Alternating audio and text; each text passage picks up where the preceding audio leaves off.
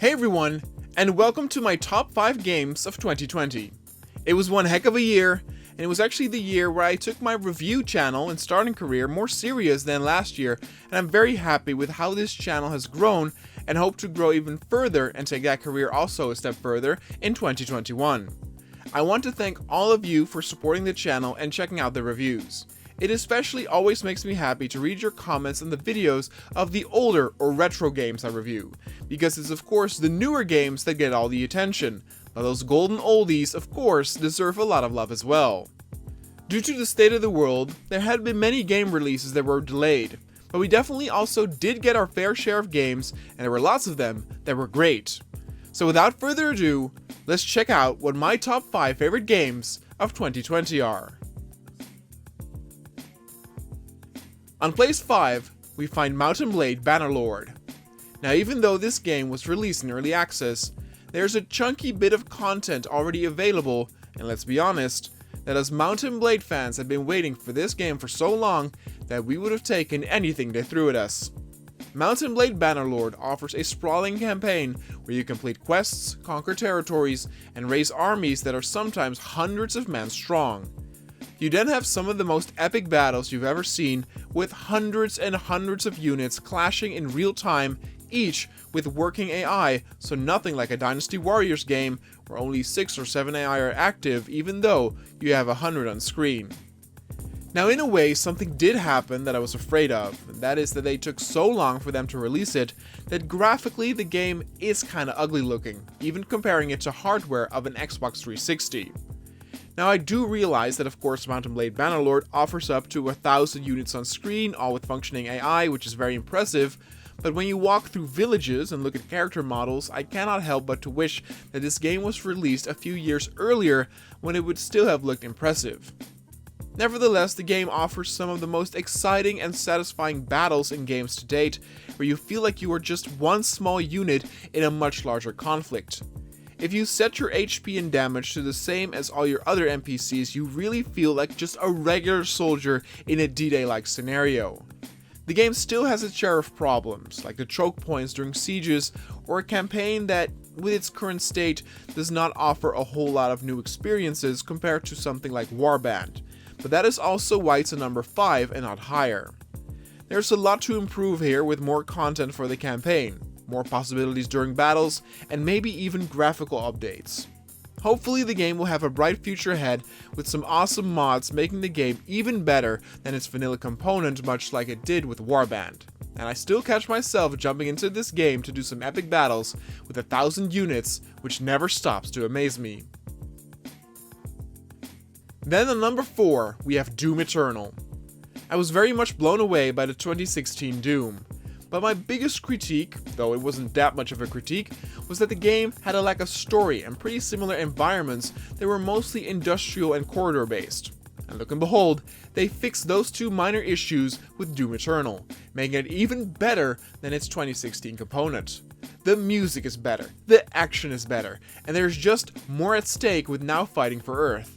It never ceases to amaze me how the action never becomes dull, and with so much enemy variety, it always keeps it fresh and well paced, with the game throwing something new at you every other moment, either with a new weapon, a new upgrade, or a new enemy encounter.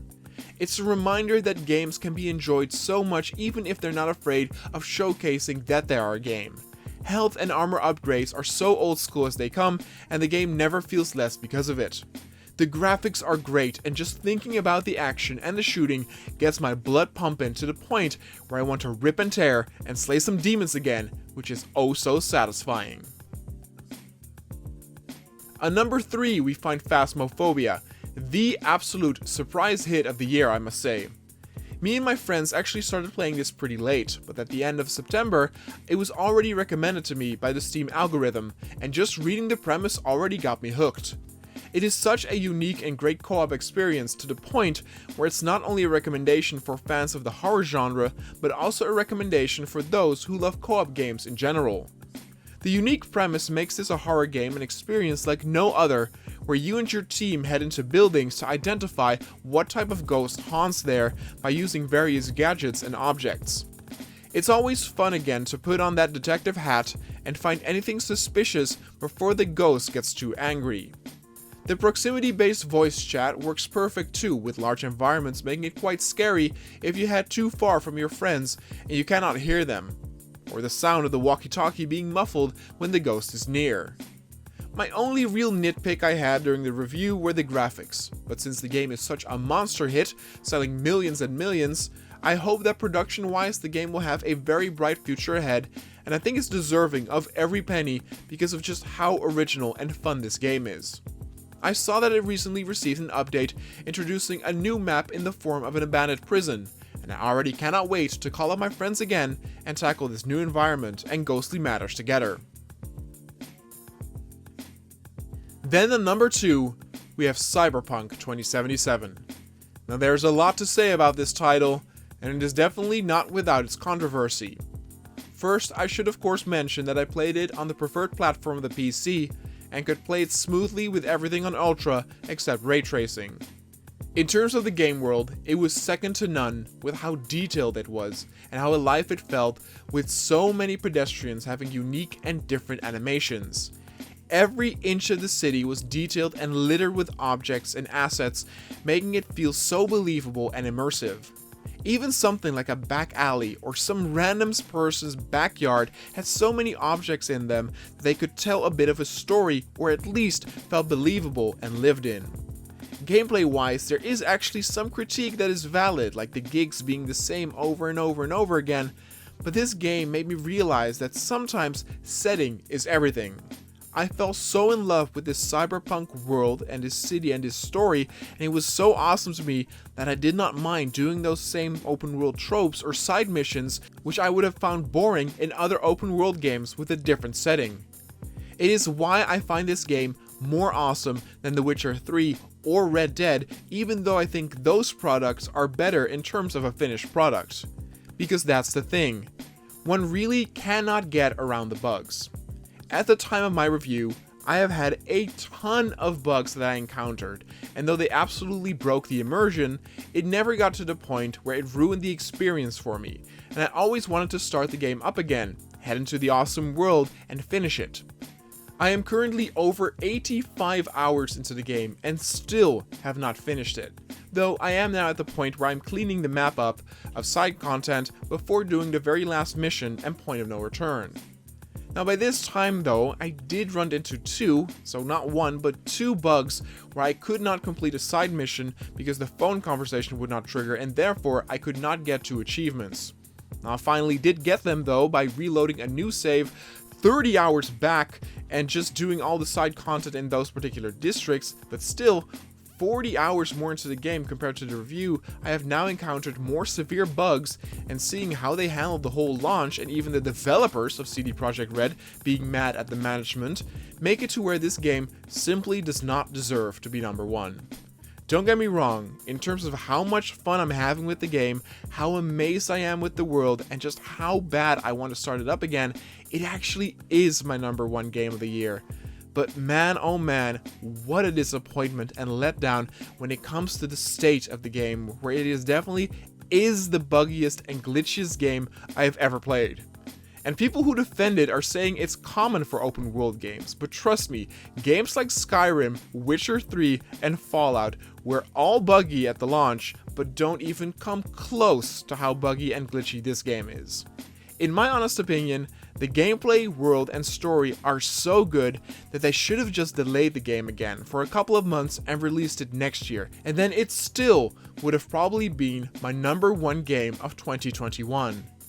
I feel bad for the developers of CD Projekt Red, who probably did not have a say in this early release date, and hope that they know that all that effort, dedication, and love in bringing this amazingly created world come to life does still get appreciated and noticed. It is an amazing achievement that unfortunately will always be overshadowed by a horrible release story. And then at number 1, we have HalfLife Alyx.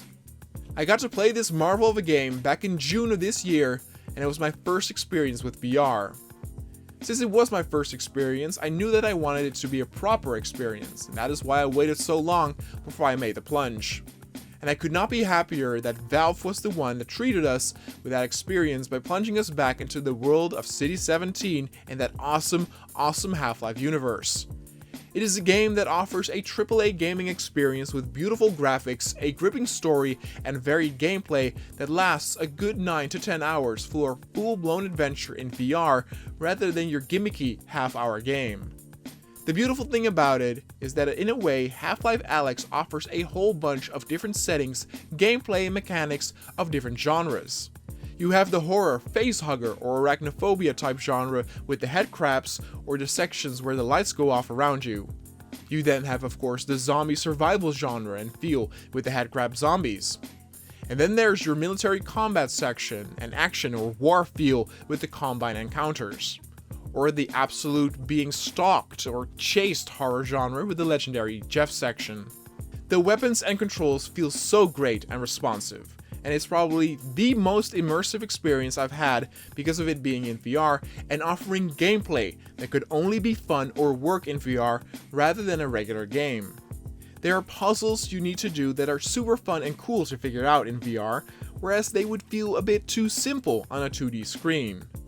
The game also offers a super cool and likable protagonist, who's both female and half black and Asian, so very progressive without feeling too woke or social justice warrior, because it never berates the player about it or makes it obvious that that is the only thing that matters.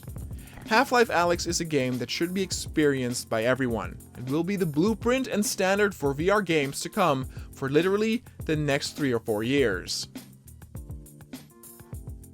And with that, we have come to the end of my top 5 games of 2020. I should say that there are a few games that were potential top of the year games for me that I did not play and therefore did not make it into the list. The 2 most obvious games were Final Fantasy VII Remake and Ghost of Tsushima. But also the game Hades is actually recommended to me by a lot of my friends and sounds like it could be right up my alley. Now I did play The Last of Us 2 of course, but if you look up my review of the game, you could definitely understand why that game is not on here. It might actually be up for most disappointing game of 2020, though that good old Cyberpunk 2077 made that very difficult for it too, since it was such a mess.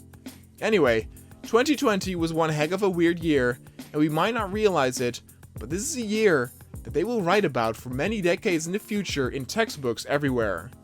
It's still going to take a long while before things are back to normal, but let's hope that 2021 will bring us positive things eventually.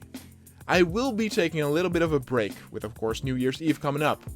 I will just take it easy and play the games I want to play, watch the movies I want to watch, and just unwind and relax after such hectic days in a crazy year. I'm not sure when I will be back and post my first review of 2021, but I think it will be around the 9th or the 10th of January, so I basically will take a little over a week of vacation. I hope you all will stay safe and take it easy as well, with lots of relaxation and good food and drinks. Have a great New Year's everybody, and see you all in 2021.